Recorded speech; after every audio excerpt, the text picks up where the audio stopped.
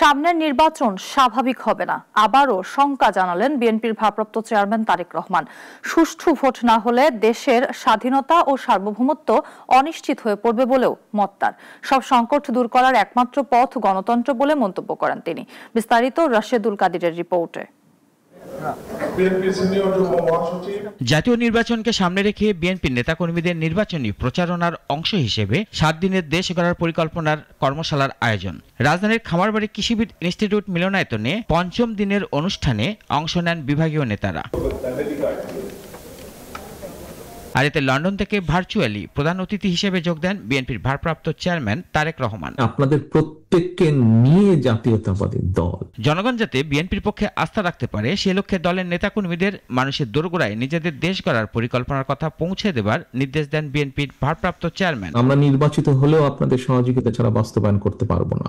নির্বাচন প্রসঙ্গে তিনি তার পূর্বের বক্তব্যের পুনরাবৃত্ত করেন, বলেন নির্বাচন স্বাভাবিক হবে না। 1 বছর 1.5 বছর আগে যে কথাটি বলেছেন যে সামনের নির্বাচন যা ভাবছেন তা না, আজকে আস্তে আস্তে আমার কথাটা প্রমাণিত হচ্ছে।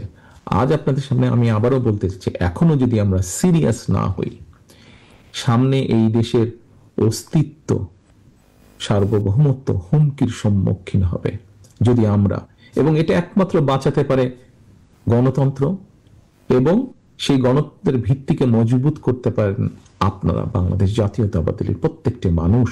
দেশ গঠনে বিএনপির মতো আর কেউ পরিকল্পনা দেয়নি উল্লেখ করে তারেক রহমান দলীয় নেতাকর্মীদেরকে তা বাস্তবায়নের তাগিদ দেন। বাংলাদেশ জাতীয়তাবাদী দল বিএনপি ছাড়া একদম সুন্দরভাবে পরিষ্কারভাবে দেশকে সামনের দিকে এগিয়ে নিয়ে যাওয়ার যে মৌলিক পরিকল্পনাগুলো, মৌলিক বিষয়গুলো, এগুলো বিএনপি ছাড়া আর কে বলছে? কেউ বলছে না। কিন্তু আর বিএনপি ক্ষমতায় গেলে যে সরকার হবে তা হবে জনগণের সরকার, কেউ ভোট না দিলেও তাদেরও সরকার হবে বিএনপি বলেও জানান দলটির এই শীর্ষ নেতা। আগামী দিনের যে ষড়যন্ত্র আছে সেটিকেও মোকাবেলা করতে গণতন্ত্রের ভিত্তি স্থাপনের মধ্য দিয়ে। রাশেদুল কাদির, নাগরিক, ঢাকা। শেষ করছি, সকলে সুস্থ থাকবেন, ভালো থাকবেন।